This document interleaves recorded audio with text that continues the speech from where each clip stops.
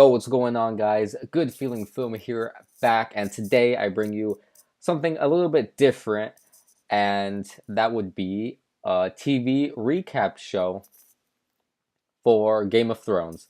Now, I'm a huge Game of Thrones fan, and season 6 just started this last Sunday, and I was super excited, super pumped for it. So, I'm deciding to do a weekly recap show every week when the new episode comes out.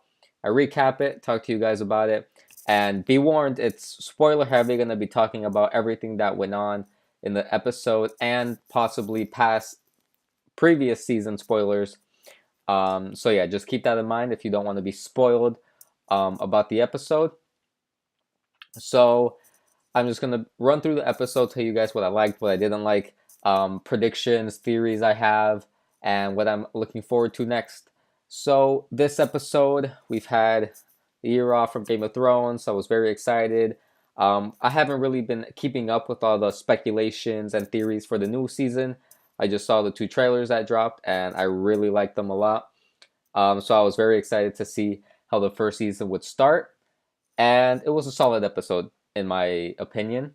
Um, a lot of it was just like refreshing us on the storylines, but progressing them slightly, but on a whole lot to where we're like, oh my god, what the hell's going on? But they definitely reintroduced us to all the great characters we all love and hate. You know, some characters I obviously don't love. So let's start off. The episode started off where we last left off in season 5 with Jon Snow's dead corpse in the sand. And then Sir Davos, who was at Castle Black, comes out because Ghost has been crying and stuff because he knows Jon Snow has been killed. He comes out and he finds his dead body on the ground, and he gets help from other guards. They take him into this room, and they're like, without a doubt, they know it's Alistair who killed him. And then we see Alistair, and he's in the hall, and he's basically put himself in charge as the Lord Commander of Castle Black now, and he tells everyone he killed Jon Snow. You know, he's like, I did it. I was the one who killed Jon Snow. He was gonna change the Watch, and he didn't like that. And then some people were calling him traitors, and then after he explained himself, they started talking a little bit more, and some people obviously agree with him. Um, and then meanwhile, Davos and the four guards who helped him bring Jon Snow in, who obviously were loyal to him as the Lord Commander, they want to fight, you know. But Sir Davos is like, you know, you gotta chill because they have way more men than us and we'll be outnumbered. Um, but he then reminds them that there are more who owe their lives to Jon. And my guess is obviously the wildlings who he let pass through the wall. So one guy goes off and goes and fetches those guys. So hopefully we get to see a wildling fight in this season, which I'm predicting will happen eventually. And then we get shot into Sansa and Theon and their storyline. They're running from the Boltons from last season. You know, Stannis' army faced off against the Boltons' army in the north. And in the meantime, Sansa and Theon escaped, but Ramsay ain't happy about it, and he sent some guards and some hounds to go search for them. And they get caught. You know, the guards catch up, and Theon tries to like skew them and be like, "Oh, she died," but then they find her like 2 minutes later, which was pretty funny. And as like I was like, how are they gonna get out of this? Here comes Brienne of Tarth with Podrick, and they start wrecking everyone. It was awesome. They kill everyone, and actually Theon saves Podrick, who was gonna get killed by one of the guards, but he stabs the guard in the back. And then Brienne, obviously, her mission is to find the Stark girls. She had found Sansa before, but she thought she was some crazy lady, and told her to fuck off. But this time, Brienne tells her she pledges her allegiance to her no matter what, and will die for her. And Sansa agrees. So now they're in safe hands, it seems. Brienne is not going to let anything happen to Sansa as long as she's around. And then we also get some interaction between Ramsay and his father. and they're just like saying that Ramsay needs a son or something like that. But Ramsay's just a dick. He was crazy, and then he was talking to the girl that Theon killed at the end of season 5, and then he was just like saying how much he loved her or whatever, and then he's just like feed her corpse to the dogs. Fuck her. Um, so then we get Cersei and her storyline, where we last left off. The Walk of Shame. She got shamed, and now she's just in King's Landing again, having power with short hair. But sadly, well, I don't know if it's sadly, but she finds out Marcella died, as Jaime comes back from Dorne with her dead body. And that scene was pretty powerful in my opinion, because we really saw Lena Headling, her like acting and like her emotion came through in that scene in to me. And also Jamie Lannister, um, his character is, I'm not sure where it's going, because obviously like a lot of fans, they started off hating Jamie, but then once he got a better relationship with Brienne, he started to change after he lost his hand and whatnot. But now I'm not sure how he's gonna go in this story in season 6, because from the looks of it, he seems like he's on Team Cersei and he's gonna help her out no matter what. He tells her, we've been hurt. Forget prophecy, forget all of that stuff. We're gonna take everything from everyone because we deserve it. All right, then we get flashed into Dorne, um, where all this shit went down with Jamie, and basically everything's like everything's shit, and then Doran, who's the king of Dorne, gets killed by Illyria, after he finds out that Marcella died, and then her two other daughters, I believe they are, they go start wrecking other people, and they kill the prince. So yeah, they're basically taking over the city now, and it's going to be interesting to see how that plays out, since they really hate the Lannisters and they really hate everything they're doing in King's Landing. So we might have a little bit of a confrontation down the line with that. Then we get shot into one of my favorite storylines from season 5, and that is Tyrion and Varys. I love these guys. I think they're like the greatest duo, and they're just walking around Marine trying to figure out things politically, since Daenerys left on the dragons and never came back. So all the people, like the slaves in Marine who were freed by Daenerys, are like, what the hell, where'd she go?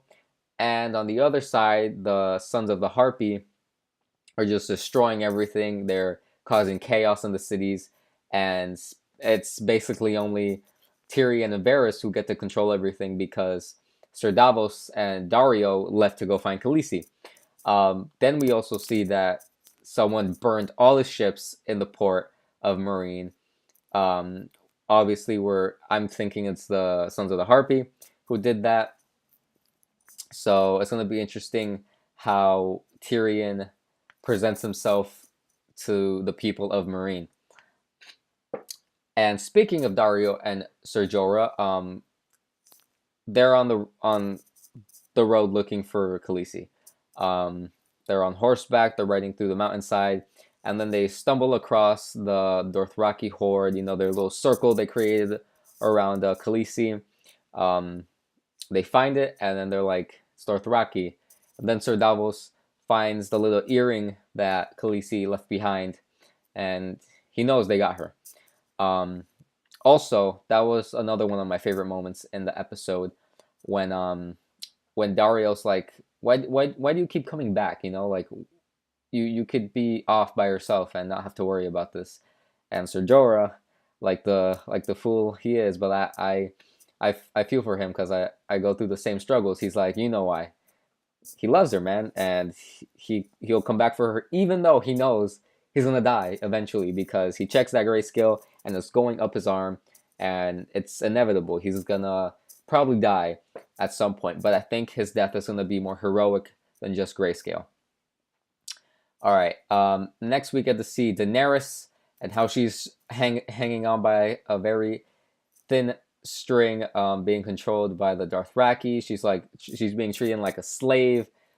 She's tied up and being pulled by Dothraki. And then these two Dothraki guys are that have control of her, like they're holding onto her rope. They're just talking in Dothrak, and they're just having a conversation, like talking all this shit about her, and they don't know that she understands them, but we know, and it's just funny to see her reaction to everything they're saying.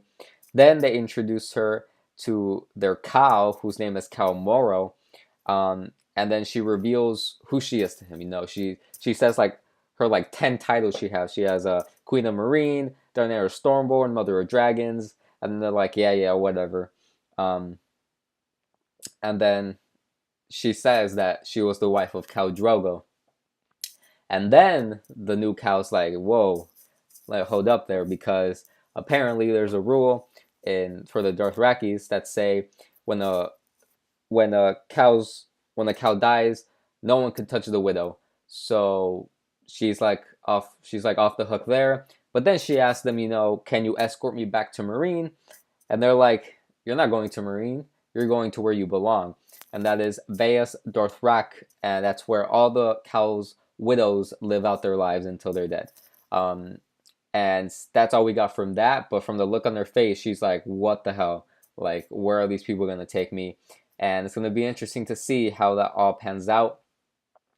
And God, I want to see Dario and Jorah find that Dothraki army and just get the Unsullied and go like have a giant fight. Or what I also wouldn't mind is seeing Daenerys, have them help her out and taking over Westeros. That'd be pretty awesome. All right. Next, we see one of the most interesting storylines that was left on a major cliffhanger in season 5, and that is Arya's. Now, she's in a really bad spot. If you guys remember, she was blinded because she broke some rules, and now she's like a poor girl on the streets. She's begging for money, but she can't see anything. Then all of a sudden, wife, I guess that's her name. It was in the closed captioning subtitles. Her name was Wife when she was talking, and she's that little bitchy girl that helps out in that temple, and she just comes up with 2 sticks, hands one to Arya, and starts fighting her. She like completely wrecks her. She destroys her. Arya's like, I can't see. What do you want me to do? And then she just leaves and says, I'll come back tomorrow. So in my mind, I'm guessing that Arya's gonna have to learn to fight being blind, which is pretty awesome. And I think eventually she'll figure it out, and she'll be like use the Force, and be able to figure out maneuvers and like where the enemy is. And then the episode ends with Alistair going to Davos, and he says that he will let Davos leave. He says, you're free to go unharmed if you open this room and let me in. And he even says you can take the red-haired woman. And I forgot to mention at the very beginning of the episode, Melisandre walks into the room with Davos, and she sees Jon Snow's dead body. Hint, hint, he's gonna come back to life. So Alistair tells him you could take the red-haired woman. I don't really care. And then Davos is like playing all coy with him, and he's like, you have to give me food too, because I don't want to starve out there. And then Alistair's like, yeah, whatever. Just tell me by midnight, I think he said, what your decision is. If not, there's gonna be blood. And obviously Davos doesn't trust them at all, and he's hoping that the guy that went out to fight the wildlings comes back and saves them before it's too late. And then the episode ends with one of the most disturbing scenes I've ever seen on this show. And we get Melisandre and her one scene. So she's basically in the room, and then she starts undressing herself. And okay, right off the bat, I'm like, oh, boobs already in the first episode. But then she takes off her necklace, and then it shows the mirror that she's looking into, and you see like this old woman. And at that point, I was really confused. And then the camera pans onto her, and she's like this old saggy lady, and I'm just like, oh my god, it was so disgusting. But that is really to show that Melisandre is actually really, really old. She's had this magic for a long time, and if you guys saw at the before the actual like episode ended, there were the showrunners Dan and Dave, and they were talking about the episode, and one of them says she's actually centuries years old. She's really old. She's probably 100 something years old. Um, but that necklace like shrouds her in this youth. Um, so I thought it was like kind of weird, but it's probably gonna have to do with the storyline down the road. Probably reviving my boy Jon Snow. So like I said before, this was a solid first episode to me.